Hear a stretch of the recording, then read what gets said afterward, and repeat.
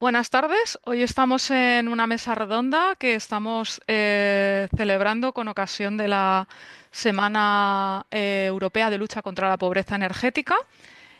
Y bueno, pues como sabéis, desde hace muchos años las organizaciones que formamos parte de la sociedad civil y que luchamos contra la pobreza energética, llevamos muchos años de reivindicaciones contra esta problemática.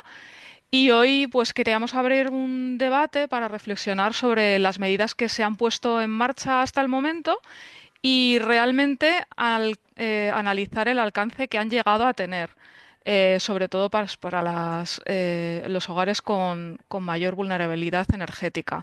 Para ello hoy contamos en una mesa redonda con tres compañeras de distintas organizaciones que trabajan con esta problemática. Una de ellas es Cecilia Foronda, bienvenida, que viene de la Fundación Ecología y Desarrollo ECODES y nos va a presentar el reciente informe que ha sacado su organización valorando los resultados de la Estrategia Nacional contra la Pobreza Energética en el periodo 2019-2024. Porque ahora, si no lo sabéis, estamos haciendo el proceso participativo del siguiente periodo de esta Estrategia Nacional contra la Pobreza Energética. Entonces, vamos a evaluar el periodo que se supone que ya se ha cumplido y veremos si se han cumplido o no los objetivos y cómo continuar. Luego contaremos con Mónica Guiteras, que pertenece a la Alianza contra la Pobreza Energética de Cataluña, y ella nos hablará sobre la situación en Cataluña y su experiencia trabajando en los asesoramientos colectivos a las personas directamente afectadas. Y por último, contaremos con Soledad Montero, que es de la Federación de Consumidores y Usuarios CECU, que analizará el bono social eléctrico y térmico y por qué no se consigue dar acceso a esta ayuda a todos los hogares que lo necesitan. Bienvenidas a las tres y bueno, pues empezamos con Cecilia, adelante. Hola, pues en primer lugar, buenas tardes a todas y muchas gracias por la invitación. Es un gusto compartir en esta semana la situación, un gusto compartirla con vosotros, no tanto un gusto las noticias que voy a traer, la verdad. Sí que me parece importante, sería fantástico estar en el proceso de participativo para elaborar la estrategia, pero estamos en la consulta previa, que no es exactamente lo mismo, porque yo creo que todas las que estamos aquí nos gustaría que para elaborar esta estrategia, tras la consulta previa, se elaborase un proceso participativo. Entro con la reivindicación antes que con el análisis, pero para que no se me olvide. Entonces, pues es verdad que la estrategia que finaliza ahora, 2019-2024, pues se planteaba unos objetivos de reducción muy ambiciosos. Como mínimo, planteaba reducir la pobreza energética un 25% en 2025 y si se podía, pues llegar al 50%. Pues nada más lejos de la realidad, porque las cifras que tenemos nos dicen que la pobreza energética ha aumentado en unos indicadores más que en otros, pero en concreto, el indicador que mide las personas que no pueden mantener su vivienda a una temperatura adecuada en invierno se ha multiplicado por 2,5. O sea, no solamente no se ha reducido, porque la estrategia decía reducir todos los indicadores un 25% como mínimo. El resto de indicadores, pues algunos se han mantenido, más o menos, pero se han mantenido, con lo cual, pues vemos que la estrategia a priori no, en realidad no ha cumplido los objetivos que se había planteado. Pero además, también, luego vamos a entrar al detalle, pero así en global era una buena estrategia, porque sí que es verdad, era muy ambiciosa, quizás demasiado, hay que ser más realista, pero sí que era integral a la hora de tener en cuenta que los diferentes ejes y medidas contenían una resolución al problema muy holística. Contenía medición, contenía coordinación, contenía renovación de viviendas, contenía automatización del bono social, contenía información y comunicación, con lo cual la verdad es que así leída decías, bueno, pues está muy bien, ¿no? Pero la realidad ha sido que de todas las 19 medidas que contenía, solamente un 21% se han puesto en marcha. Con lo cual, eso pues nos genera un poco de desazón, ¿no? No vale con escribir en un papel cosas bonitas, hay que ponerlas en práctica, dotarlas de recursos económicos y de un buen plan. Y esa es, creo que ha sido uno de los fallos importantes. Por ir un poco al detalle, en primer lugar, sí que una de las cosas que se especificaban como medida era la medición de la pobreza energética y se comprometía el gobierno a publicar los indicadores de pobreza energética todos los años en octubre. Hace ya 2 años que no se publican, con lo cual, entonces, ¿cómo sé que la pobreza energética, el indicador de temperatura adecuada en invierno se ha multiplicado? Porque algunos de estos indicadores vienen de la encuesta de condiciones de vida que hace el INE y que sí que se publica. Pero el resto de indicadores que requieren un poco más de cálculo no lo sabemos, con lo cual, realmente si no tuviéramos este indicador, desde el 2000 solo tenemos datos oficiales publicados por el gobierno en 2021. Con lo cual, pues eso ya nos hace un poco ver que si lo que no se mide, pues no se sabe y no se puede resolver. Un punto era fácil, era sencillo, creemos, no hacía falta, pues dinero para todo hace falta, pero no mucho, ¿no? Y también algo que nosotros hemos venido reivindicando y que quizás nosotras, que cuando digo nosotras, digo todas las que estamos aquí, y que además es porque es obligación por el contexto en el que vivimos, es que hasta ahora esos indicadores, tomamos solamente los indicadores que venían de invierno, o sea, pero que venían de Europa, que solo medían el indicador de temperatura en invierno. No se ha hecho nada con algo tan importante y tan relevante como es la pobreza energética en verano, dadas las intensas olas de calor que estamos sufriendo, ¿no? Y también vemos que, aunque se publicaban, los 2 años que se publicaron indicadores, se publicaban desagregaciones interesantes como cómo eran estos indicadores para las poblaciones en régimen de alquiler, nunca se ha hecho por sexos, ¿no? Entonces, bueno, pero claro, si ya no se ha hecho lo que estaba comprometido, ¿cómo vamos a pedir a que sobre la marcha se incorporase la pobreza energética en verano o se incorporase la desagregación por sexo, ¿no? Porque también somos conscientes todas nosotras que claramente hay una feminización de la pobreza energética. Entonces, eso en cuanto a indicadores, se está haciendo un estudio que sí que lo recogía la estrategia, por no decir todo negativo en este plan. Se decía que se haría un diagnóstico de la pobreza energética en todo el país y hay un estudio en marcha, que algunas de las compañías, no sé si algunas estaréis por aquí, pues que se están haciendo medición de la pobreza energética en un panel de hogares, pero tenía que estar finalizado y no lo está. Entonces, no porque las compañeras que lo están haciendo no estén trabajando duro, que nos consta, sino porque se sacó con retraso, ¿no? Entonces, bueno, pero es verdad que ese estudio estará y seguro que nos arrojará datos importantes para la pobreza energética en los próximos años. Pero además también incluían cuestiones como un nuevo bono social energético que atendiese a 3 principios: universalidad de las fuentes de suministro, automatización y coordinación entre administraciones públicas. Pues bueno, la realidad es que este bono social energético, la automatización no está y no se le espera, porque nos comentan que hay problemas de protección de datos cuando en otros países no las hay, y las que hayáis leído el manifiesto de muchas de nosotras habéis visto que es una de nuestras grandes reivindicaciones, simple. Luego seguro que solo entra más a hablar de este tema. La universalidad de las fuentes de suministro, bueno, pues sí que se estableció el bono social térmico, pero no con una única solicitud ni en único pago. Entonces, bueno, pues ahí. Y también lo que hemos visto es que las medidas, muchas de ellas se hicieron pues para afrontar la crisis de la COVID y las posteriores crisis energéticas por la guerra de Ucrania, pero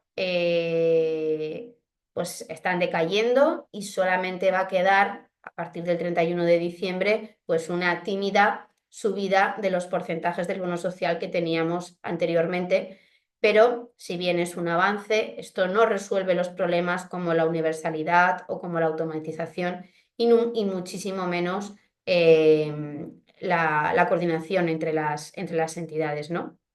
Entonces, creemos que es una lástima y que va a ser una pelea en la próxima estrategia, ¿no? Diferentes estudios dicen que de todas, nosotros en Ni un hogar sin energía, en nuestro programa, de todas las personas que hemos atendido, un 73% de los hogares podían estar percibiendo el bono social, pero no lo conocían o no habían sido capaces de hacerlo, por lo cual no lo estaban disfrutando, ¿no? Entonces, bueno, sí que es verdad que también la estrategia proponía un suministro mínimo vital para garantizar el acceso a la energía a todo consumidor vulnerable. Se ha puesto en marcha, es verdad, pero sin embargo, por ejemplo, no se han establecido medidas de protección a los consumidores ante fenómenos meteorológicos extremos. Y claro, pues lo cual habría sido muy, muy necesario para hacer frente a lo que pasó en octubre en Valencia, a la Dana. Estaba escrito, tampoco creo yo que fuese una cosa que exigiese mucho dinero, y esto es una percepción personal, pero habiendo estado escrito y dados los fenómenos, cómo está el cambio climático, pues habría sido sencillo hacerlo y quizás, solo quizás, pues podríamos haber hecho también algo y no habríamos tenido que estar con las compañeras urgentemente de Valencia pidiendo medidas que tampoco han llegado mucho, ¿no? Algunas de ellas. También la estrategia recogía un capítulo de medidas sobre la rehabilitación de las viviendas y la mejora de la eficiencia energética.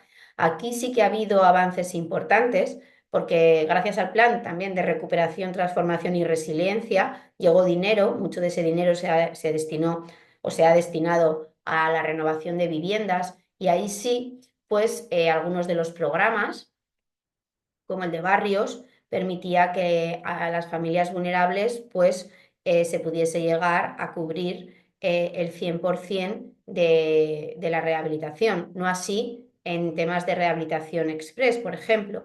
Pero también es importante decir que aunque en estos programas sí que se cubría el 100% de la rehabilitación de la vivienda vulnerable, pero estos programas, la realidad es que esté en el papel, una vez más, no quiere decir que se cumpla. Y hemos hecho un barrido de las comunidades autónomas preguntando cuáles de estas ayudas de renovación habían sido solicitadas por familias en situación de vulnerabilidad o concedidas y menos del 1% de estas ayudas han sido solicitadas o concedidas a familias vulnerables, con lo cual volvemos a incidir en la necesidad del acompañamiento y de la información, ¿no? Eso es muy importante. También había una de las medidas que decía que eran ayudas a la sustitución de electrodomésticos o de equipos de sustitución de calderas o de equipos de climatización y que estas ayudas tenían que ser que cubrir el 100% de los costes en el caso de familias en pobreza energética, pues solo 7 comunidades autónomas tienen ayudas a la sustitución de calderas o equipos de climatización, 5 a las de electrodomésticos y solamente en Galicia se cubre una cobertura del 100%.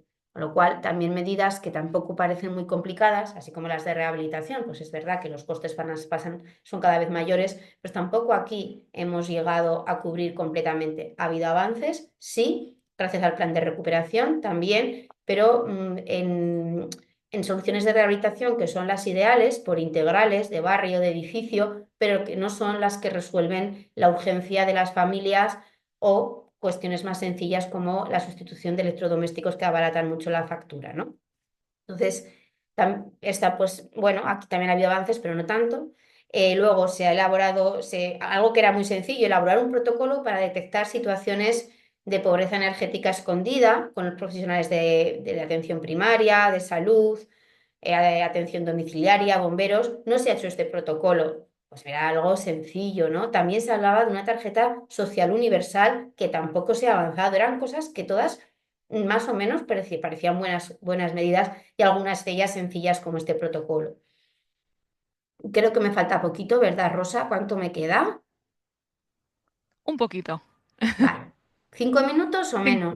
yo diría 3 minutos, ¿te vale? Vale, muy bien. Venga. Pues lo que también había un paquete muy importante sobre las medidas, las medidas de informar, acompañar, asesorar y luego seguramente le voy a dejar para que Mónica nos lo cuente mejor, pero esto es crucial, es fundamental. Había una gran cantidad de medidas y ninguna de ellas se ha puesto en marcha centradas en pobreza energética. Pues ha habido campañas de IDAE para la población general, fomentando el ahorro de energía, las energías renovables, pero por canales que no siempre llegan a la población en situación de vulnerabilidad. Entonces, nos parece muy preocupante que no haya habido campañas de información sobre la existencia del bono social, sobre los pasos a seguir, que no se hayan puesto en marcha servicios de acompañamiento para tramitarlo, y esto pues ha hecho que, bueno, pues las cifras que hemos mencionado, ¿no?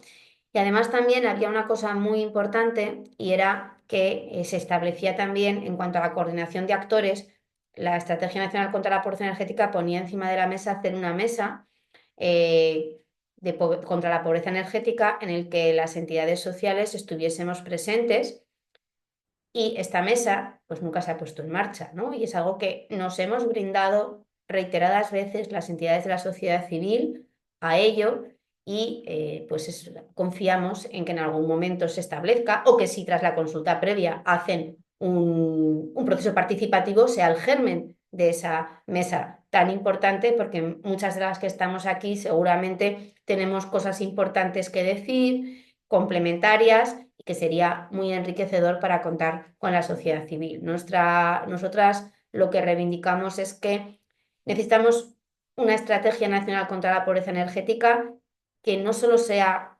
ambiciosa, que no solo sea bonita en el papel, sino que sobre todo desde el principio haya planes de implementación y recursos suficientes para ellos, que cuenten con la sociedad civil tanto para la elaboración, pero también para el seguimiento de cómo está implementándose, porque, pues, como hemos empezado al inicio, la energía, la pobreza energética es necesaria hacerle frente, porque la energía debe ser un derecho humano, como ya lo son otros derechos. Y hasta aquí lo dejo. No queremos caer en los mismos errores. No es tiempo de papeles, es tiempo de acción.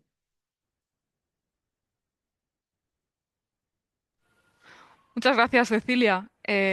Vamos a ver si en la próxima logramos avanzar lo que no hemos avanzado en estos años. Le doy paso ahora a Mónica Guiteras, que nos va a hablar sobre todo del trabajo que hacéis en la APE de asesoramiento colectivo. Adelante, Mónica. Bueno, muchísimas gracias. Hablo en nombre de la Alianza contra la Pobreza Energética. Nosotras empezamos nuestro recorrido hace más de 10 años. Hemos celebrado los 10 años, pues nada, hace medio año. Y estamos formadas por una mayoría de familias afectadas por pobreza energética, pero también diferentes entidades y plataformas que trabajan por el derecho a la energía. Em, Nosotras aún así hablamos de suministros básicos y creemos que energía y agua son indisociables por lo que respecta a, digamos, una vida digna y esos suministros en las necesidades básicas del hogar. Pero es verdad que es bastante único a nivel de cómo lo planteamos, y no hemos visto tantos colectivos que afronten los dos suministros de la mano, pero bueno, sí que creemos que aporta un poco o sea, dentro de la complejidad aporta un poco de claridad de que uno y otro son indisociables. Y aunque el derecho humano al agua sí está reconocido por las Naciones Unidas, el derecho a la energía no lo está, pero derechos como el derecho a la vivienda son clave, son clave y son la llave de otros derechos que todavía no están reconocidos como tal, pero sí esperamos que lo estén muy pronto, ¿no? Desde esta perspectiva de derecho a los suministros básicos, pero también desde la perspectiva de poner las personas afectadas en el centro, desde el empoderamiento, desde entender que no son mm, objetos, digamos, a los que hay que hacer llegar una serie de garantías, sino que son sujetos políticos, ¿no? Eh, pues hemos intentado plantear cambios de paradigma, no señalar a estas personas en su cambio de hábitos, aunque también pueda ser una medida, sino señalar el propio modelo como totalmente disfuncional, ¿no?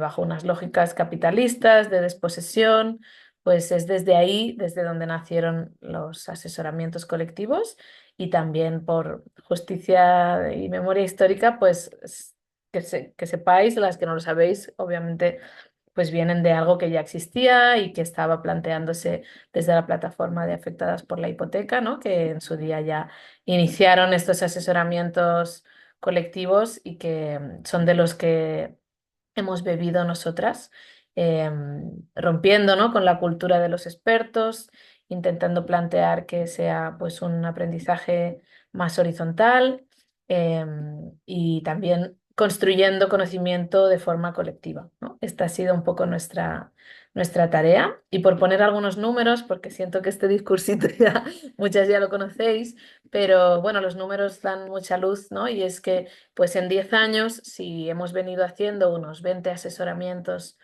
al año, pues son más de 200 asesoramientos colectivos solo en el nodo, digamos, de Barcelona, pero han habido muchas otras AP en el territorio. Por lo tanto, estos 200 asesoramientos son como mínimo, ¿no? Pero han habido muchos más en otros territorios, en Cataluña, también en el Estado español, ¿no? Como AP Madrid, y también gracias al proyecto Empowerment con el que estuvimos colaborando, pues se han realizado asesoramientos colectivos sobre pobreza energética en ciudades como Padova, Marsella, y en otros países como en Croacia y en Eslovenia, que también eran parte de este proyecto europeo Empowerment. Así que es una iniciativa que se puede replicar y que nuestra intención es que siga creciendo. ¿Qué nos permite este asesoramiento colectivo, ¿no? Pues como muy bien decía Cecilia, ¿no? Pues hay grietas, hay lugares donde no llegamos con las garantías que pueda poner, digamos, em, o garantías o medidas que puedan ponerse desde los gobiernos, o incluso que puedan ponerse desde las instituciones más arraigadas como el municipalismo. Aún así, hay veces que no llegamos a las personas afectadas y que las redes de apoyo autoorganizadas a veces permiten permear un poco más. Es triste, pero sucede que se ha perdido muchas veces confianza por parte de las personas afectadas por sentirse señaladas o por sentirse perseguidas, ¿no? Hemos visto en procedimientos de renta garantida o renta mínima cómo se persigue hasta, vamos, el extracto bancario, cuestionando los gastos de las personas hasta puntos, ¿no? Inhumanos. Y iniciativas de este tipo pueden haber generado una desconfianza en las personas afectadas que se sienten señaladas, y estas iniciativas de apoyo mutuo, que aunque intentamos colaborar con la institución, pero no somos la institución, ¿no? Pues intentamos generar pues, nuevos lazos de confianza, que se vuelva a generar esa confianza mutua.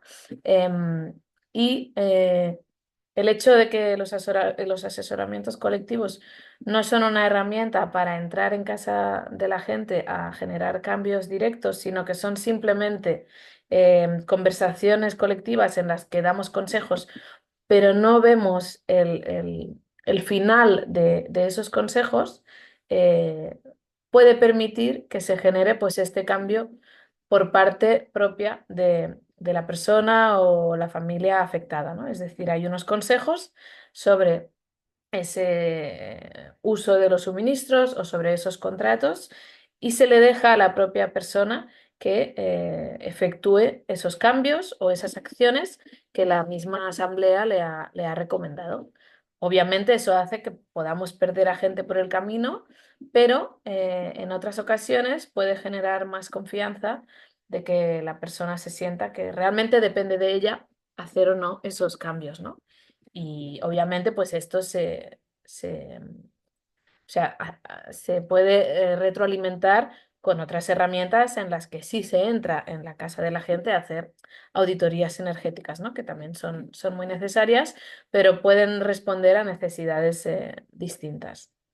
Entonces, como que hemos conseguido con estas herramientas como lo son los asesoramientos colectivos, pues un poco esa necesidad de parar la victimización y la culpabilización de las propias personas que sufren esta situación, ¿no? También hemos identificado impactos en la salud física, pero también salud mental y salud emocional de las personas afectadas que se entrecruzan con pues la desigualdad de género, que se cruzan con eh, ¿no? orígenes y historias de migraciones o con la edad o la diversidad funcional. Esto también se identifica desde otro tipo de iniciativas, pero a veces el hecho de que estemos en un espacio como seguro, en el que hay esta horizontalidad, pues permiten que la gente comparta ciertas cosas más sensibles, ¿no? De una intimidad más grande, ¿no? Nos hemos encontrado pues en asesoramientos en los que se nos comparten situaciones de violencia de género, en la que el suministro está siendo usado para violentar a la persona, ¿no? Para echarla de su casa o para generar disputas con la custodia de las criaturas, cosas muy bizarras, pero que por el hecho de estar en un espacio de seguridad, pues algunas compañeras tienen la posibilidad de compartir, ¿no? También hemos visibilizado con estos asesoramientos esa necesidad tan grande de apoyo mutuo, ¿no? La pandemia, que ya parece que queda muy lejos, pero nos pilló con una APE que ya tenía 6 años.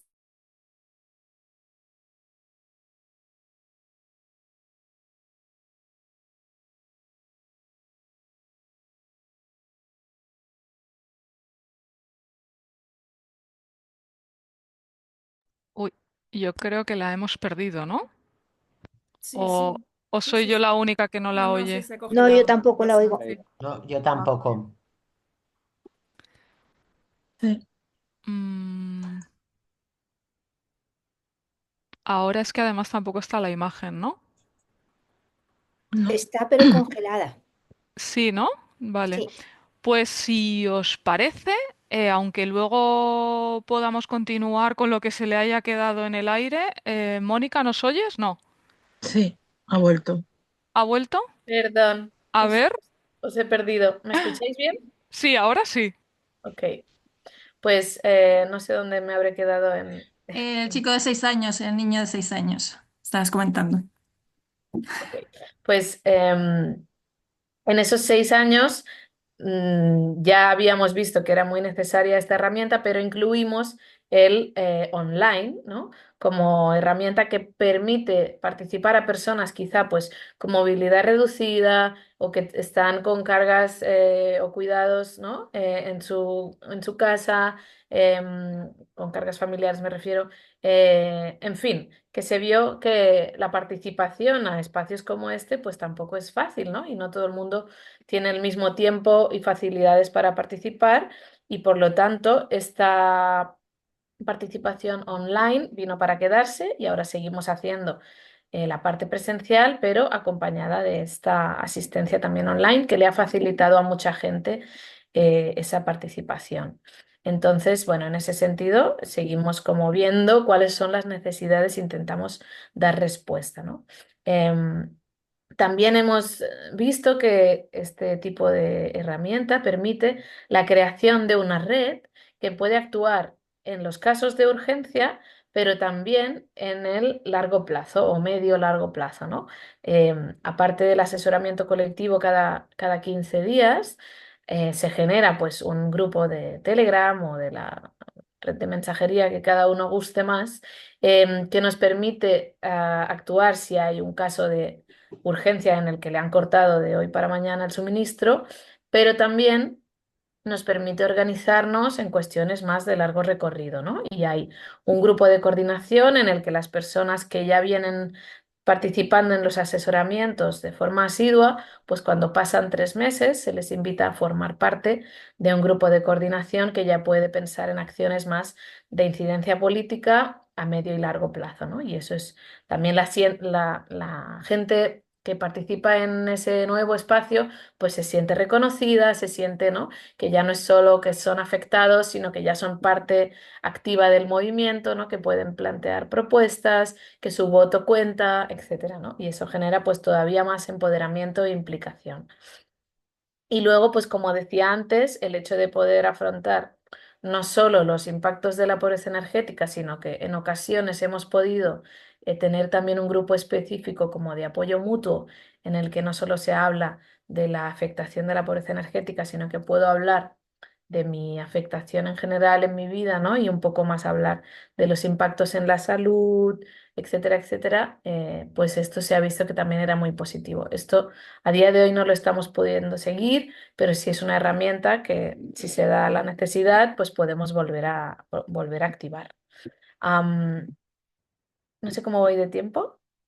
Tengo 5 minutitos más. Sí, 5 minutitos. Súper, vale. Em, y otra cosa muy importante que ya he mencionado, pero quería profundizar un poco más, es esta feminización de la pobreza, también de la pobreza energética. Y por poner solo algunos ejemplos, ¿no? Pues hemos ido viendo cómo hay una mayoría de mujeres participando en los asesoramientos y una mayoría de mujeres también, digamos, impulsando todo lo que es este movimiento de defensa de los suministros básicos, que al final está muy ligado al hogar, ¿no? Em, pero digamos, para ir un poco más allá de la simplificación de cómo las mujeres siguen estando, ¿no? Asumiendo una mayoría de los cuidados, son ellas las que defienden los suministros. Bueno, digamos que desde una perspectiva ecofeminista, aquello que nos parece muy lógico en los movimientos más comunitarios, de los feminismos comunitarios, ¿no? Que se entiende que hay una defensa eh, de la tierra, una defensa del territorio, o donde se pone el territorio cuerpo que le llaman, ahora no sé si estoy usando la expresión correcta, pero la defensa del territorio y la defensa de los cuerpos territorios, las feministas comunitarias lo explican muy bien, ¿no? Como en el cuerpo es el primer lugar donde suceden estos impactos pues del extractivismo, ¿no? De las energías fósiles, de cómo diferentes empresas transnacionales llegan a imponer sus megaproyectos, pero ¿cómo se vería esto a nivel urbano o a nivel de la Europa blanca? Pues bueno, la primera, digamos, el primer territorio que podemos defender cuando no estamos rodeadas de montañas en un ámbito urbano, pues serían las casas, ¿no? Defender nuestro territorio es defender nuestras casas, defender el agua que sale del grifo, si es que no estoy bebiendo del agua de la cascada, ¿no? Pero sí estoy defendiendo mi territorio, ¿no? Mi territorio es mi casa y mis suministros básicos, ¿no? Que las personas que vivimos en mi hogar tengamos los mínimos cubiertos. Por lo tanto, diría que aunque suene un poco más urbanita y no tan bucólico, la defensa del territorio en el ámbito urbano, pues sería esta. Y de nuevo, pues hay que reconocer que la sustentan una mayoría de mujeres, pero que queremos que sea una responsabilidad compartida por todos los géneros, ¿no? Porque si no también, ¿qué pasa? Que digamos, a más pobreza energética, más vulnerabilidad, y ¿quién suele asumir más esa vulnerabilidad? Pues de nuevo las mujeres, ¿no? Y esto es algo que sí que podemos reconocer esa mayor asunción del trabajo de cuidados, pero queremos que sea mejor repartido, no solo por todos los géneros, sino también por la parte que le toca al Estado, ¿no? Como garante de derechos. Por otro lado, también una mayor afectación pues, de la infancia. Durante unos meses, casi años, estuvimos recogiendo las familias afectadas que venían a los asesoramientos, pues qué cantidad de criaturas estaban siendo representadas en esos casos que acudían a los asesoramientos. Y pues madre mía, muchísimas familias con hijos y hijas estaban siendo representadas ahí. Y sus afectaciones pues también son graves, ¿no? Y no son solo no solo se ve afectado su derecho a los suministros básicos, que es obvio, sino su derecho a la educación, su derecho a la, ¿no? a la autonomía, a la higiene, etcétera, etcétera. O hacer los deberes de la escuela. Y por otro lado también, pues todo lo que tiene que ver con cuando uno no tiene los suministros garantizados, aunque sí los tenga, porque en Cataluña, pues, ¿no? Desde que está la Ley 24/2015 se han parado más de 200.000 cortes de suministro, pero sí hay gente que, aunque no le hayan cortado, tiene un acceso precario o tiene un acceso con miedo, ¿no? No queriendo encender la calefacción en invierno, etcétera, etcétera. Pues, digamos, con un acceso precario, aunque no haya cortes, pues vemos que hay inestabilidad, hay desinformación todavía, ¿no?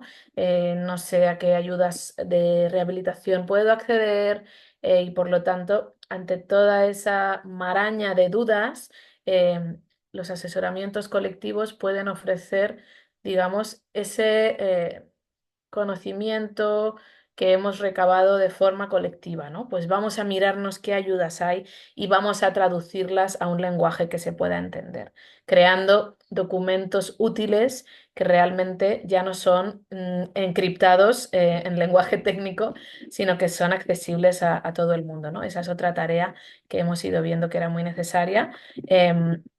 Y que, bueno, el aspecto de género no está tan presente, pero sí otros como, digamos, la diversidad de habilidades en cuanto a los lenguajes técnicos, sí que está ahí, ¿no? Entrecruzada. Por eso, pues, qué cantidad de capital cultural tú tienes en tu familia o qué apoyos tienes en tu entorno que puedan entender determinados lenguajes complejos, pues sí que se cruzan con esa desigualdad final que tú tienes para acceder o no a unos mejores contratos, ¿no? Con condiciones que sean correctas, que no te estén estafando, etcétera. Entonces, bueno, estas son un poco las diferentes realidades que nosotras vamos viendo y que vamos recabando con mucho mimo, que no son pocas y que no son sencillas.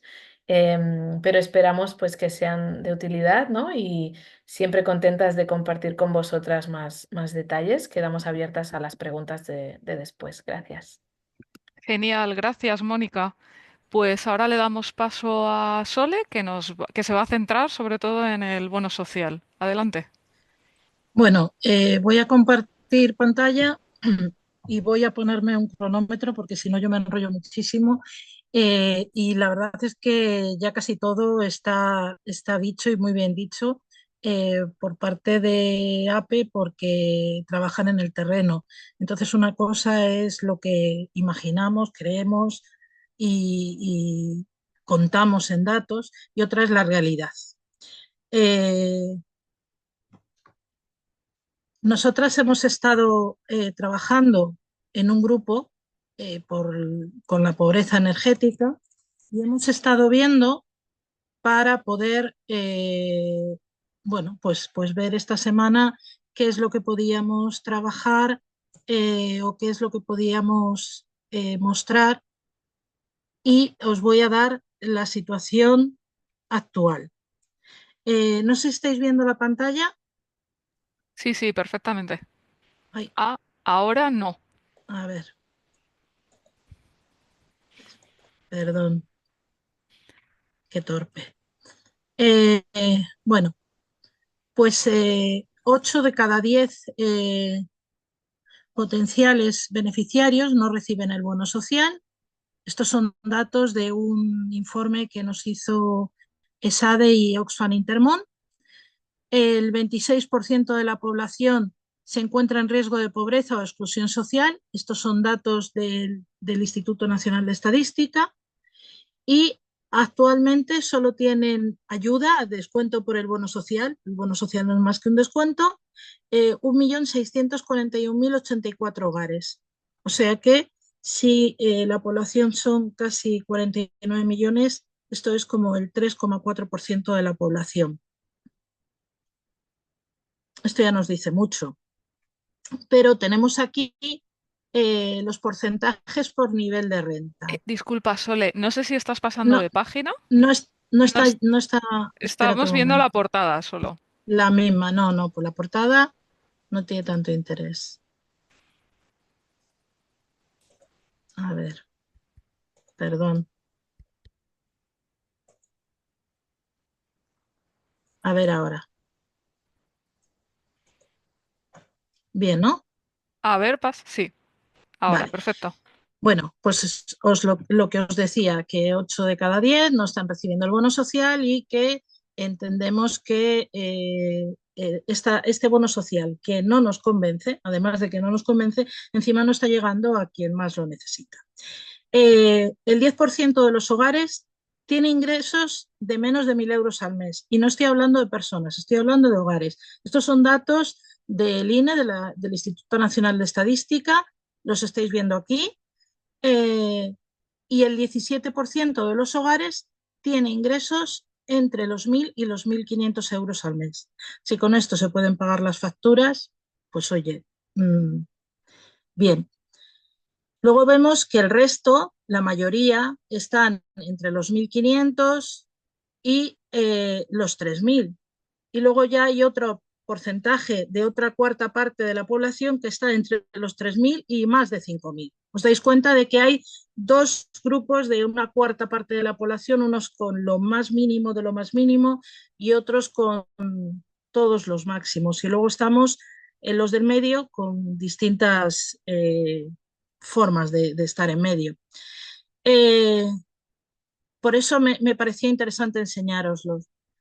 Todas las personas tenemos derecho a acceder a estos servicios esenciales de calidad y no es solo por derecho. O sea, también es salud pública. Con esto quiero decir que intentamos hacer un poco de presión política porque tienen que cumplir las directivas europeas, tienen que luchar por la justicia social y por la salud pública, porque es un deber de las administraciones públicas, no porque sean buenos o sean más de derechas que de izquierdas, no, es que este es su trabajo. O sea, ellos trabajan por el bien común. Algunos se dan más cuenta, otros menos, pero trabajan para nosotros, no nosotros para ellos.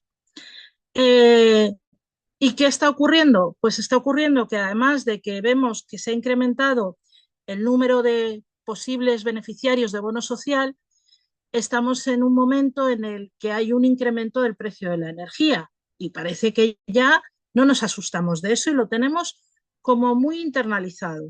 No parece que esto alarme. Este año el incremento del precio viene porque ha habido un aumento en el precio del gas. Por supuesto, entonces eso está incrementando el precio del mercado mayorista, pero además se han recuperado ya los impuestos, el 21% del IVA, el 5,11% del impuesto de la electricidad y el 7,11%. Además, subida de los cargos del sistema, casi un 30% para consumidores domésticos. Por tanto, esto es una bomba. Los precios van a subir y lo que estábamos hablando de gente que no pueda atender el pago de un servicio esencial como es la energía, se va a ver aumentado, o sea, es seguro. Luego tenemos otra cosa en la que a mí me gustaría hacer incidencia. Y es que, bueno, pues en una reunión que tuvimos en el ministerio, nos lo hicieron notar y ahí es cuando yo empecé a darme cuenta y a plantearme y a pensar, ¿no? Vulnerables severos en riesgo de exclusión social. ¿Qué son? Pues son beneficiarios de bono social que están siendo atendidos por servicios sociales de su ayuntamiento, que paga como mínimo el 50% del importe de sus facturas. ¿Qué quiero decir? Que esto depende de las comunidades autónomas y de las administraciones locales. ¿Y qué nos encontramos? Pues que nos encontramos como que en Ceuta, Melilla, Álava, Lleida, Girona, Ciudad Real, Zamora, Valladolid, Segovia, Salamanca, Palencia, Burgos, Ávila, Cantabria, Las Palmas, Huesca, Jaén y Huelva no existen perceptores con esta condición, hay cero. Por contraste, en Badajoz hay 4.456 familias beneficiarias y en Cáceres 1.245. ¿Cómo es posible esta desigualdad? ¿Qué está ocurriendo en estos ayuntamientos? A mí lo único que se me ocurre son dos cosas. Por un lado, que vemos que hay ayuntamientos que no tienen una partida destinada a a servicios sociales, y en segundo lugar, que no tienen ningún interés en buscar a estos afectados. Porque claro, estos afectados, además de esa afección, no pensaremos que están capacitados perfectamente para buscar sus propias soluciones. Es que no lo están. Entonces, me gustaría ver, pues eso, qué es lo que está pasando en estas ciudades y en estas provincias. De verdad que no hay ningún eh, vulnerable severo en Ceuta, ni en Melilla, ni en Palencia, ni ninguno. Es muy curioso. Luego, familias numerosas.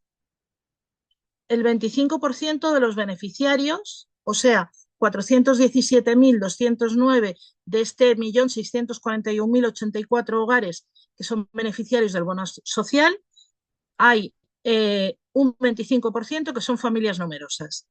De estas, según el informe de Intermon Oxfam y de SADE, más del 60% son hogares de ingresos medios o medios altos. Solo el 40% son hogares de bajos ingresos. Yo he estado mirando, porque me han hecho una entrevista en una radio en Madrid, y he visto que en Madrid hay 180.765 beneficiarios de bono social, o sea, el 11% del total nacional. De estos, vulnerables hay 102.495, vulnerables severos son 78.224, y esto que estamos comentando, en riesgo de exclusión social en Madrid, solo hay 46 personas o familias. Es increíble. Yo no sabía lo bien que vivíamos. Luego, si los dividimos por criterio de renta, tenemos 95.714, y por familia numerosa, o sea, en Madrid, todo esto lo estamos hablando en Madrid, son 76.506. De los 180.000, el 42,3%, o sea, 76.506, son familias numerosas de la Comunidad de Madrid y Comunidad. Y representan, estos 76.506 representarían el 18,3% del total de beneficiarios del bono social. Pensionistas con una pensión mínima solo hay 2.807. Una de dos, o no entran los datos de los pensionistas con pensión mínima, o estos pensionistas con pensión mínima no saben tramitar el bono social y no saben que pueden tramitarlo. Pero claro, es que a ellos no se les puede pedir. Por eso es por lo que estamos pidiendo medidas urgentes. ¿Y qué medidas urgentes pedimos? La primera, la automatización. ¿Qué es la automatización? Pues la revisión del mecanismo de la concesión del bono social, siguiendo el ejemplo del modelo portugués. ¿Esto qué quiere decir? Pues esto quiere decir que todas las personas que fueran potenciales beneficiarios del bono social les llegaría directamente su descuento en la factura y no tendrían que hacer ningún tipo de trámite. Así se superan barreras administrativas, se supera el desconocimiento y, sobre todo, se le quita la responsabilidad al afectado de que es que no lo hace porque no sabe. Pues si no sabe. Luego también pedimos que la prohibición de cortes de suministro se consolide con el mecanismo de el principio de precaución que tienen implementado, que nos ha explicado muy bien Mónica, con el modelo de la ley catalana, de manera que tengan que dar aviso a servicios sociales. Obviamente habrá que hacer un refuerzo importante de estos servicios sociales para que servicios sociales pueda atender a las personas a las que se les va a cortar el suministro por impago, por no poder hacerle frente, no por otras causas, sino porque no tienen para poder hacerle frente, y entonces que sean los servicios sociales quienes les ayuden. Pero tenemos otras medidas, o sea, no solo es esto.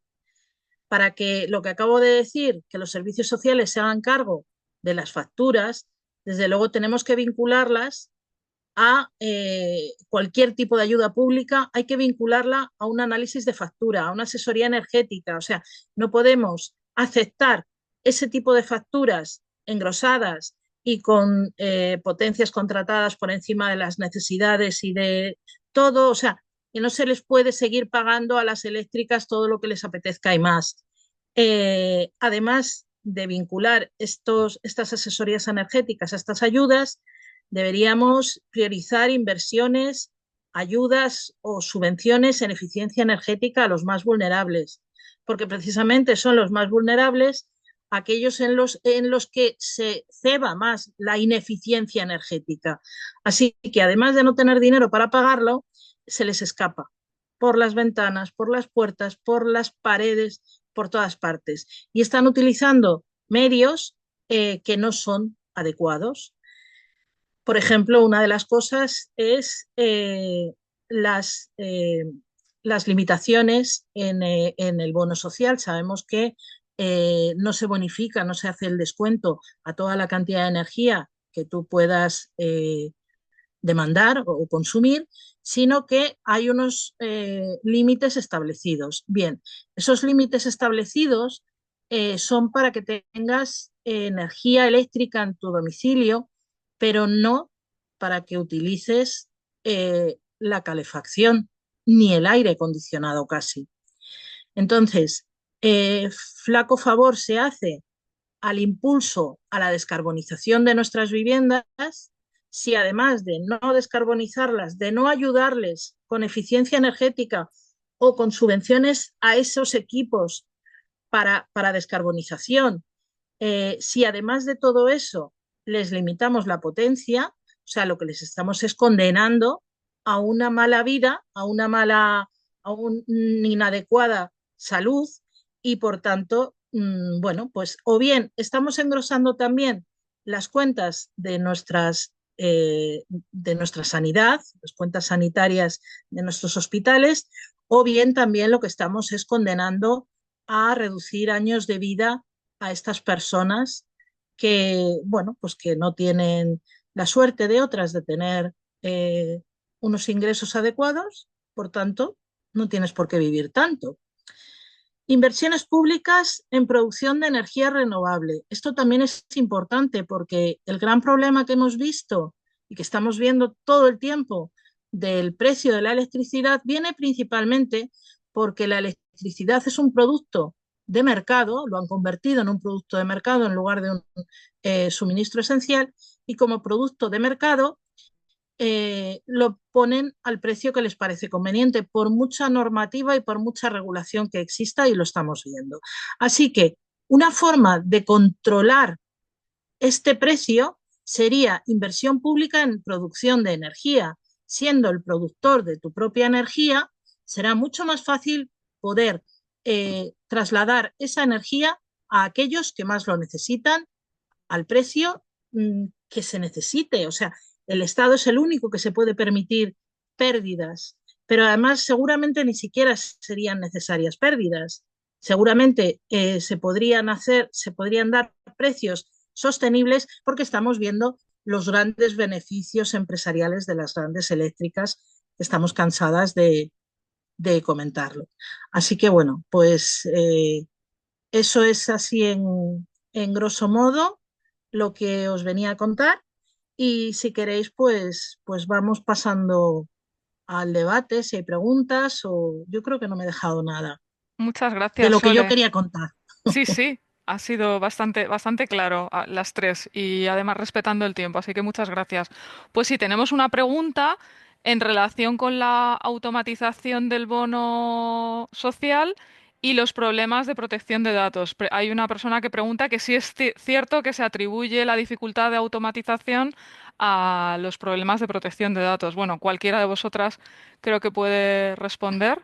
Y lo que nos Bueno, han dicho desde el ministerio, ¿no? Y en el desde... Ministerio, Claro. la ministra de Transición Energética y Reto Demográfico es lo que ha dicho, que bueno, que tienen un problema con la Agencia de Protección de Datos y que no se puede automatizar el bono social por esa cuestión. Y bueno, pues le dijimos que era muy perverso, ¿no? Que una ley de protección dejara en desprotección precisamente a los más vulnerables. De manera que supongo bueno, que lo que se necesita es que estamos viendo en política que se está trasladando a la sociedad civil, a la ciudadanía, a las organizaciones sociales, se les está trasladando toda esa pelea que tienen ellos parlamentaria, que no pueden aprobar cosas y tal. Bueno, pues a lo mejor tendremos que hacerlo, obviamente. O sea, por eso he empezado diciendo que nuestros políticos son trabajadores, que trabajan para nosotras. O sea, no trabajamos nosotras para ellos. Entonces, tienen que cumplir con sus obligaciones, tienen que ganarse el sueldo y si no se les despedirá. O sea, eso está claro. Entonces, si de verdad hay un problema con la protección de datos, ¿cómo han salvaguardado ese problema en Portugal? Pues igual que lo hayan salvaguardado. También se lo hemos comentado, pero bueno, en fin, a lo mejor tenemos que pedir cita también a los ministerios competentes y tenemos que pedir citas no solo al Ministerio de Energía. Es verdad que siempre nos centramos en él. Lo que pasa, Sol, es que yo creo que eso nos lo dicen siempre que pidamos nosotros a otros ministerios, pero si el más sensibilizado no nos hace caso, o sea que me parece muy bien que le pidamos a la Agencia de Protección de Datos para que tengan una voz más, pero nosotros también nos dijeron lo mismo, que solicitásemos cita en Hacienda para los temas de desgravaciones de la renovación. Escribes a Hacienda y vamos. La respuesta ha sido, ¿de qué me estáis hablando? ¿Quiénes sois? Ya veremos a ver si me reúno con vosotros. Entonces, primero, está bien, pero que es lo mismo, trabajen ustedes bien, les ayudaremos un poquito, pero o sea, que es muy fácil, ayudadme, ayudadme.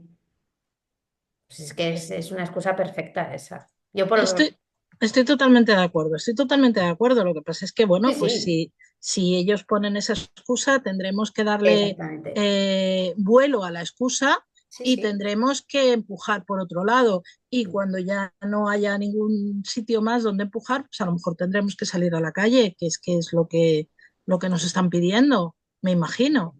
Sí. No, sí, yo estoy a favor de pedirlo para que en nuestro haber quede que hemos hecho lo que se nos ha pedido. Pero vamos, que si nos cuesta que nos reciban en MITER o en derecho, poco menos en derechos sociales, pues imaginaos en Hacienda o en protección de datos. Total, total, Bueno, total. otra cosa que quizás podemos debatir es un poco en relación con lo que ha contado Cecilia al principio. Hemos estado desde 2019 hasta 2024 y en unas condiciones después de la pandemia con los fondos Next Generation, que fueron una gran oportunidad de inversión en todo este tipo de cosas. Y ahora estamos en un periodo donde va a haber una estrategia nacional contra la pobreza energética donde no hemos cumplido las medidas que teníamos escritas en esta primera. Entonces, no sé qué perspectivas o qué creéis que puede suceder si vamos a volver a escribir cosas muy ambiciosas, incluso las mismas que ya estaban escritas en la primera, ¿no?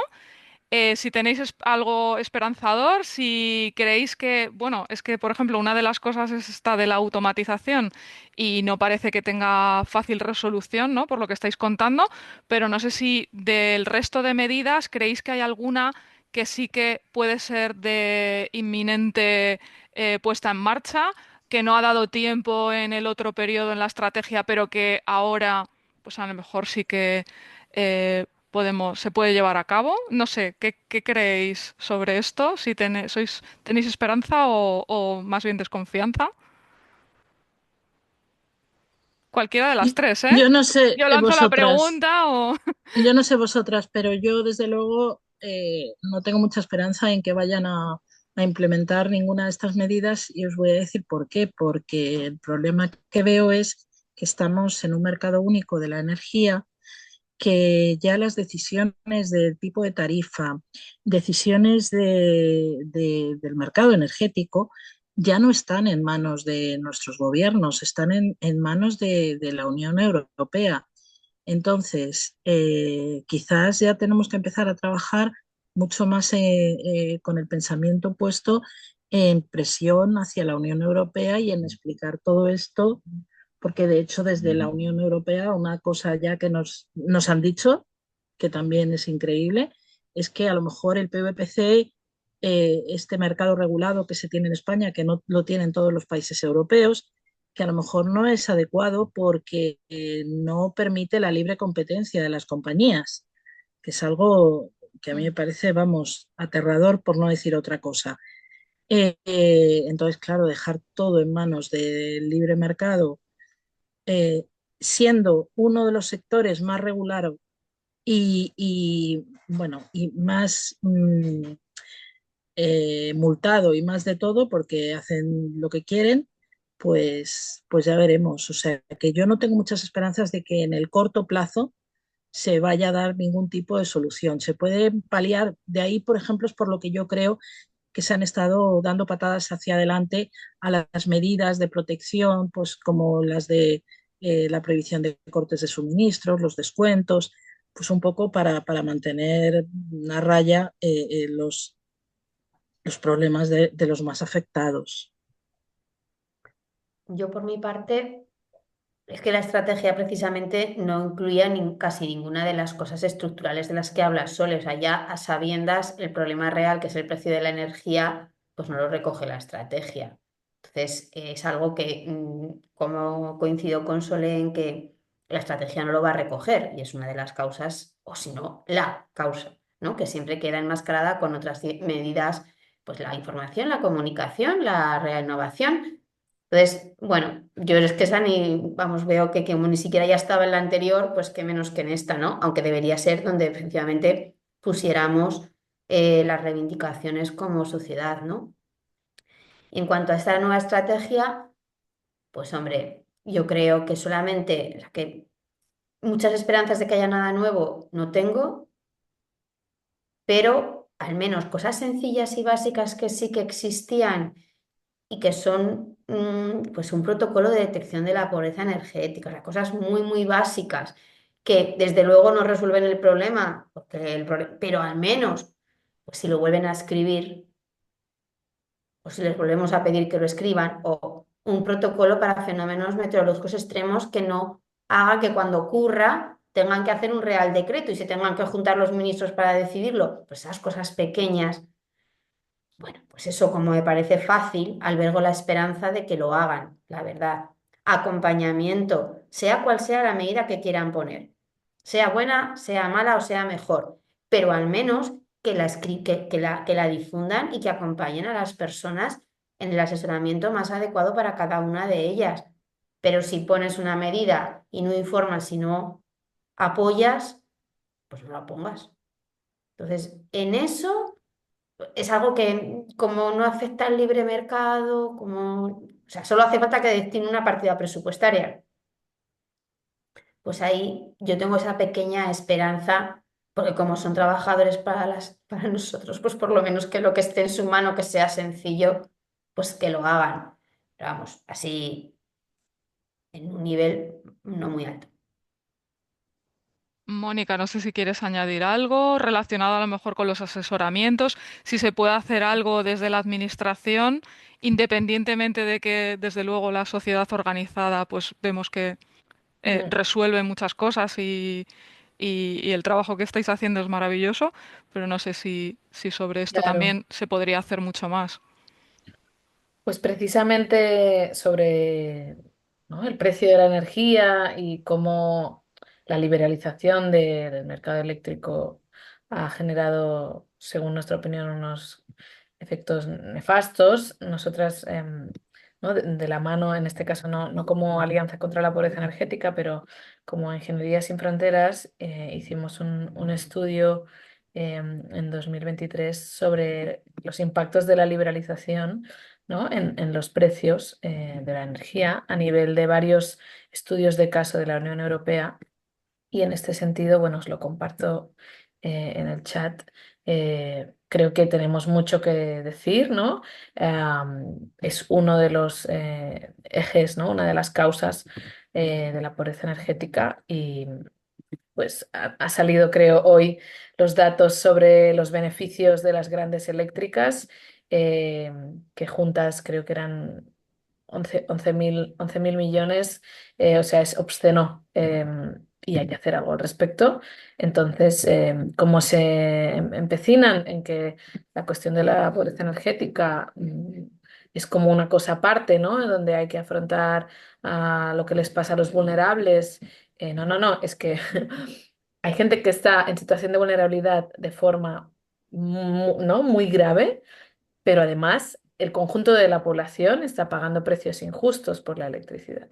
Entonces tenemos que poder afrontar un debate mayor sobre el modelo energético, que en la plataforma conocéis sobradamente, Ujú. pero ¿no? La justicia social vaya por delante, por supuesto, y a la gente vulnerable no se le puede cortar el suministro y tienen que poder acceder a todas estas garantías, pero queremos que la ciudadanía en general pague un precio justo por la electricidad, ¿no? Por la energía eléctrica o otros tipos, pero o sea, el debate tiene que ser mayor y aparte de la estrategia de pobreza energética, tenemos que tener diferentes líneas de incidencia sobre el sistema energético de nuestro país y, muy bien dicho por Sole, pues a nivel europeo, ¿no? Que no nos vayan a marcar que medidas tan importantes como, ¿no? precios regulados se vayan al garete. Eso no puede pasar y tenemos ahí que estar muy unidas, todas las plataformas y movimientos sociales, para que medidas de este tipo no nos las puedan sacar, porque son básicas. Luego pediremos medidas de máximos, pero las medidas de mínimos que no nos las quiten. Gracias. Le voy a dar la palabra a Carlos, que tiene la mano levantada. Sí, Adelante. hola, se me oye, ¿verdad? Sí. Vale. Yo quería volver al tema de la automatización del bono y a lo que dicen de que vulnera la ley de protección de datos, ¿no? Aquí, o sea, de cara a tener una estrategia respecto de esto, a mí se me ocurre que podría haber dos cuestiones, ¿no? Bueno, primero decir que ni conozco la ley de protección de datos ni sé exactamente cuál es el argumento que emplean ellos, ¿no? O sea, no lo conozco, ¿no? Pero entiendo que podría ser que la Agencia de Protección de Datos hace una interpretación muy restrictiva de la ley, en cuyo caso tendrían que, bueno, a través de los abogados del Estado o quien sea, estudiar el tema y combatir esa interpretación restrictiva que hace la agencia, ¿no? En su caso. O también podría ser que realmente la ley de protección de datos sea muy restrictiva respecto de esto, ¿no? Y realmente pues impida, ¿no? que esa automatización se lleve a efecto, ¿no? En cuyo caso lo que tendrían que hacer es modificar la ley de protección de datos, o sea, crear una exclusión a través de una modificación parlamentaria de la ley, ¿no?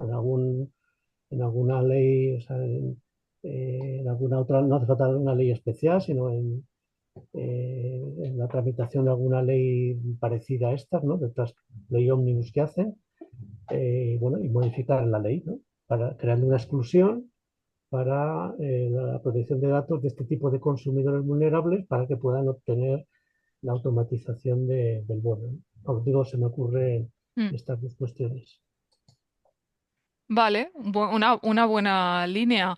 Ver también un poco a lo mejor cómo es la ley de protección de datos en Portugal, ¿no? Para que ellos sí que hayan podido hacerlo, ¿no? De una manera automática sin ningún tipo de problema. Tenemos también dos preguntas de Maika. Una complicada porque nos pide recomendaciones, referencias sobre buenos estudios sobre pobreza energética escondida a escala local u otra. A ver, estudios de pobreza energética hay muchos, pero claro, concretamente de pobreza energética escondida a escala local, no sé si aquí así rápido, a lo mejor no, pero sí que le podemos pasar a lo mejor alguna referencia más tarde. Si alguien lo tiene y lo quiere compartir por el chat, pues estaría bien. Y luego también comenta, si tuvieran que priorizar 5 indicadores para medir la pobreza energética, ¿cuáles priorizarían aparte de los que aporta el INE? A ver, cualquiera de vosotras o cualquiera de los que estáis en la sala, ¿eh?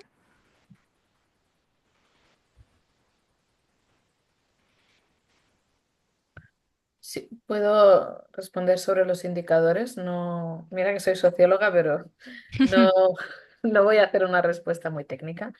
Em, lo que hemos visto, por ejemplo, en esta semana en indicadores, em, digamos, a nivel del IDESCAT de Cataluña, sería el INE catalán, es que, por ejemplo, en esta tongada de indicadores sobre pobreza energética, ha bajado un poquito el indicador de autopercepción sobre la temperatura en el hogar y dirías, ay, ¿no? Qué buena noticia. Pero ha subido, digamos, el indicador sobre retrasos en los gastos básicos de la vivienda, ¿no? Em, yo creo que es importante tener un buen mix de indicadores, porque cuando miramos solo uno, pues es problemático, ¿no? También o sea, he mencionado dos, pero también hay algunos relacionados con cuando se producen como gastos muy desproporcionados, el high expenditure, ahora no me acuerdo, tiene un nombre en inglés que ahora no recuerdo, pero ese también puede ser interesante de ver, ¿no? Como que tiene que ver con gastos que no están siendo eficientes, o también los gastos que son demasiado bajos, que significa muchas veces que está consumiendo por debajo de lo digno, de lo humano, ¿no? De lo dignamente recomendable. Entonces, un poco por ahí diría que van los tiros. Yo empezaría también a incluir indicadores que puedan como incluir el aspecto de género. Sabemos que el nivel de ingresos es uno de ellos, pero por ejemplo, en relación con la pobreza energética, en un estudio que hacía Irene González Pijuán, pues se veía que ese nivel de ingresos había que medirlo con su puesto de autonomía. Es decir, ¿qué pasaría si las diferentes personas que forman parte de esta unidad familiar se separaran?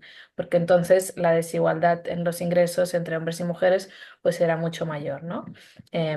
Y este tipo de cosas, también indicadores que tengan que ver con salud autopercibida, que por ejemplo en cuanto a salud mental, pues hemos visto que hay en la salud mental y en la salud mental autopercibida, en algunos estudios de la compañera Laura, ahora se me ha olvidado su apellido, pero que es de la Agencia de Salud Pública, pues se ha demostrado que las mujeres tienen una peor salud mental autopercibida, pero especialmente las mujeres que sufren pobreza energética, ¿no? Es decir, ir haciendo ahí una interrelación, o sea, correlaciones entre indicadores, aparte de tener buenos indicadores de pobreza energética, ver muy bien cómo los indicadores de género, salud y pobreza energética se interrelacionan para que podamos hacer análisis un poquito más completos. Yo también, por mi parte, sumando lo que ha comentado Mónica, con la que estoy plenamente de acuerdo, es el tema de la pobreza energética en verano, que la encuesta de condiciones de vida, esta pregunta la incluye, pero no siempre, con lo cual sería muy importante recuperarla. Y también que el INE, algunos los calcula, pero porque está en la encuesta de condiciones de vida, pero no hace un barrido automático del resto de indicadores como el de gasto desproporcionado, el de pobreza energética escondida que ha mencionado Mónica. Estos, pues los tiene que trabajar alguien a partir de lo que dice el INE, que nadie los está trabajando actualmente y es fundamental. Entonces, es muy importante y también en cuanto a los indicadores, o sea, además de esas interrelaciones y el de la pobreza energética en verano, yo tampoco sumaría una gran cantidad de indicadores más, pues porque si ya bastante nos resulta complicado, pues con que estuvieran bien o a tiempo los que existen, pero sí que creo que la pobreza energética también tiene una dimensión local muy importante y nosotros nos hemos enfrentado a hacer diagnósticos de la pobreza energética en los municipios y estos indicadores, la forma que tenemos actualmente de medir la pobreza energética, los que existen podrán ser mejores o peores, pero que no están a nivel local. Con lo cual, eso ya, cuando un municipio quiere hacer un diagnóstico del punto de partida, pues tiene que buscar otros indicadores, otras variables para controlar la pobreza energética en su municipio, porque le resulta imposible, porque no están en el INE y no poder ponerse a calcular esos indicadores. Con lo cual, cómo medir la pobreza energética a nivel local también es un reto que nos deberíamos plantear, porque no siempre están disponibles los datos para calcular los indicadores que se usan a nivel nacional o autonómico. Ujú. Muchas gracias. Pues no sé si queréis añadir algo más, no hay ninguna pregunta. Eh, Yo abriría otro melón, abre. abrir otro melón, que es el de el problema de la pobreza energética y y las personas y quién lo paga. Nos damos cuenta de que el bono social está incluido en nuestras facturas, ¿verdad? Mm. Vale, pues eso es lo que tenemos que darnos cuenta, de que el bono social es un descuento.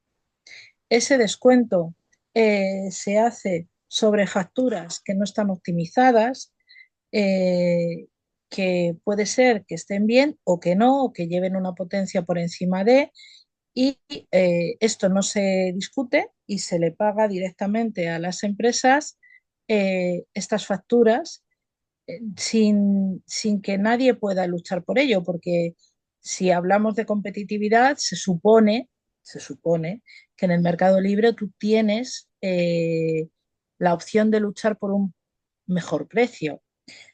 Yo no me lo creo, pero bueno, se supone.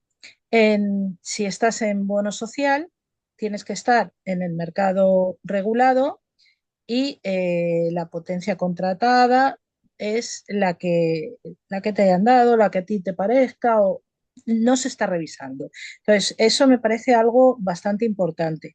Y luego otra cosa que me parece importante, que la verdad es que esto lo hablábamos también desde los principios que hablábamos de pobreza energética, era que meterlo dentro del recibo de la luz es pagar de manera alícuota todos lo mismo y que a lo mejor debería ser una partida de presupuestos generales del Estado para que se paguen en relación a lo que tengas. O sea, en relación a tu RPF tendrás que aportar más o menos como el resto de cosas, como en sanidad, como en educación, como en cualquier otra cosa. Y luego, pues a lo mejor hay que plantearse otras cosas, ¿no? De las grandes compañías, a partir de no sé cuántas clientes ya tienen la obligación de dar el bono social, pero tienen que entender que esta obligación viene porque se les está permitiendo actuar en un mercado con clientes cautivos, con clientes seguros. O sea, no es ni siquiera igual que el pan, que se suponía que era un alimento básico, pues no todo el mundo come pan, pero sí todo el mundo necesita la energía. Y luego, y además vamos hacia la descarbonización, que es otra de las cosas que de verdad es que para mí es importante. Tenemos que tener muy en cuenta que hay que descarbonizar y lo antes posible y que en esta descarbonización se supone que al no tener dos suministros, y yo siempre he defendido que si no tienes dos suministros, un solo suministro con su coste fijo y su consumo, al final sería más barato. Pero fíjate que me está dando a mí la impresión de que al final no sé cómo ocurre. Vamos, ni lo sé yo, ni siquiera lo sabe la CNMC, porque mira que sé a ciencia cierta que lo intentan, pero no aparecen. ¿Cómo se consigue que ellos sigan ganando cada vez un poco más y los precios nunca bajan? Y bueno, pues igual que ha ocurrido toda la vida con la gasolina, que subir sube, pero bajar no baja. Que esto la gente lo entiende más, pero en la electricidad, no sé por qué, pues se entiende un poco menos. Pues esos son los melones que yo quería abrir también. Ujú. Pues no sé si alguien quiere comentar algo respecto a estos melones que ha abierto Sole.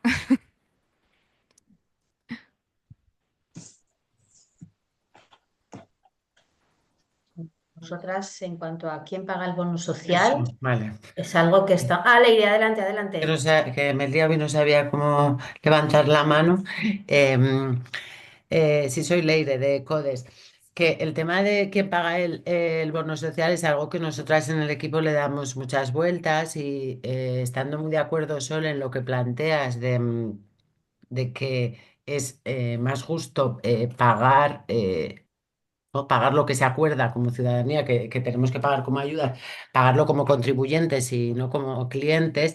Mm. Se nos planteaba el otro día la disyuntiva en el equipo cuando discutíamos un poco medidas para proponer en la estrategia, que claro, si hay un cambio de gobierno y con esta polarización en la que está el mundo, hay un cambio de gobierno y hay un recorte presupuestario importante en temas bueno, pues de recaudatorios y de ayudas, pues puede haber riesgo gordo de que decaiga, ¿no? El bono social, mientras que si lo están asumiendo bueno, las comercializadoras, no, que al final lo pagamos todos, pero que nos parece, bueno, pues eso, que estuvimos hablando de eso, que nos parece un melón importante, pero que le vimos como las dos partes buenas y malas y peligrosas, por así decir, a las dos posibilidades de quién lo paga. Vale, puede ser una parte eso que decías, que puede decaer porque cambie el signo político, pero por otro lado también se puede plantear como que no puede decaer, o sea, eso está en presupuestos generales del Estado y tiene que estar. Si no les alcanzan los presupuestos generales del Estado para pagar el bono social, habrá un déficit de tarifa y será en el sistema eléctrico donde caerá ese déficit de tarifa y ya iremos viendo, o sea, que eso ya sabrán los políticos lo que tienen que hacer. Es que también estoy un poco cansada ya de los juegos políticos y de las presiones políticas, porque insisto, por eso me gusta mucho ser muy simple, o sea, muy simple, no muy simplista en este aspecto, de decir que son trabajadores que trabajan para nosotros, que no tienes que ver a un político como un gran nada, es un trabajador público y trabaja para ti. Y no se dan cuenta, pero es así. Enrique, adelante. Vale, buenas tardes. He levantado la mano, pero había escrito dos preguntas, no sé, en el texto. Ah, Pues no a las he ver, yo visto, ¿eh? No las has sí, escrito al final, ¿no? sí, lo que pasa es que los he escrito en catalán, porque Ah, estaba no. pensando en No, catalán. no, ni en catalán tampoco las he recibido, ¿eh? Bueno, una Vale, vale, era adelante. rápido. Soy de aquellos que reivindico la aplicación de la Directiva Europea 589/2022, creación de grupos de coordinación de pobreza energética y de personas vulnerables. Es decir, tenemos una directiva europea que permite crear los grupos de coordinación a cualquier nivel, a nivel local, municipal, comarcal, provincial, o autonómico o estatal. Es decir, la única población que sé que se ha puesto en marcha un grupo de coordinación en el Estado español es la ciudad de Donosti y que tiene dentro de la figura, también tiene en marcha la figura del observador en temas de pobreza energética. Es decir, hay directivas europeas que las tenemos y no las utilizamos. Creo que las compañeras, algunas presentes aquí, están informadas porque han participado, igual que yo, en el Encuentro Internacional de Pobreza Energética en Barcelona. Es decir, están al corriente de este tema. Y algunos temas que has comentado, de la autoadministración del bono social y otros temas como estos, estoy de acuerdo, porque el tema de la autoadministración no solamente es Portugal, sino Italia. Italia pasa de 1 millón a 4 millones de personas. Es decir, que ejemplos tenemos. Por lo tanto, sí que estoy de acuerdo con vosotros que hay que cambiar. Yo soy los que defenso una tarifa social, pero dentro de un marco europeo, porque si lo tenemos dentro de un marco europeo, la tendremos más segura, independiente de qué gobierno del gobierno que haya y lo que el color que sea. y es un problema que no solamente nos afecta a todos, solamente a nosotros, sino a nivel europeo, Mm. afecta a todos y podemos ir juntos de la mano. Igual que también hay otras iniciativas que también estoy en otros colectivos que también participo, porque soy del sector energético retirado, pero me dedico a temas de pobreza energética, en este caso a través de Cáritas, Blanes, ¿eh? No, no, es una, que tenemos autonomía propia. Ah, soy de los que también reivindico y he hecho saber a mis compañeros de comunidades energéticas y de cooperativas, que lo de sabe perfectamente, hay una directiva europea también ah, ah, de compartir energía, es decir, energía solidaria. Mm. ¿Vale? Es decir, perdonad, ahora que veo a María Rodríguez, ya me conseguí, creo que estamos también en un grupo de pobreza de la coalición. Ese es otro de los puntos que, digamos, a nivel Estado español nos tenemos que dar vergüenza, porque solamente tenemos algunas cooperativas europeas, una en Francia, una en Portugal, y Escocia y Bélgica, que sí están aplicando energía solidaria. Así que tenemos muchos asignaturas pendientes, pero también pasa por parte nuestra de, como ha dicho algunas de vosotras, ser más reivindicativos o más activistas, exigiendo la aplicación de las normativas que hay europeas y, y hagan los cambios que hagan falta. Perdonad, ¿eh? Nada más, gracias. Muchas gracias, Enric. Cecilia, entiendo que es algo en respuesta a lo que ha comentado. Bueno, o sea, comunidades energéticas que tengan en cuenta la pobreza energética en uno, o sea, no sé exactamente a qué se refiere con la energía solidaria, pero en España, de las 353 comunidades energéticas que existen, un 23% tienen como objetivo hacer frente a la pobreza energética, o sea, que son más que tres, si es que se refería a eso, Enric. Concretamente nosotros formamos parte de Oliver Comunidad Energética y ese es uno de los objetivos que tenemos. Y la otra cuestión era despedirme formalmente porque por cuestiones de conciliación familiar os Sí, tengo que dejar. sí, sí, no, pero Gracias a todas. Lo así siento, luego ¿eh? Yo No también. tengo con quién dejar a las niñas ya. yo veo que muchas os estáis despidiendo y bueno, sí que tenemos un poco la norma de acabar a las 8 por esto mismo que estáis comentando, por el tema de conciliación y otras vidas. Entonces, de todas maneras, si tenéis cualquier duda o cualquier tema sobre esto, pues estamos en contacto y os mandaremos mañana el vídeo de esta sesión y las presentaciones que se han ido compartiendo. Sole, si me mandas la tuya, pues mañana la enviamos junto con el estudio de ECODES, también la referencia que ha mandado Mónica, que habéis hecho desde Ingeniería Sin Fronteras, ¿no? O no, era desde la SARSA, ¿no? Sí, sí, no, desde Enginyeria Sense Fronteres. Ah, vale. Pues esa referencia que has mandado también la compartiremos mañana. Así que nada, simplemente daros las gracias y buenas noches. Gracias, Miriam. Gracias a Nos vosotras. Hasta vemos. luego, Pues gracias. Buenas gracias, noches, chao. Hasta Hasta luego. luego. Adiós.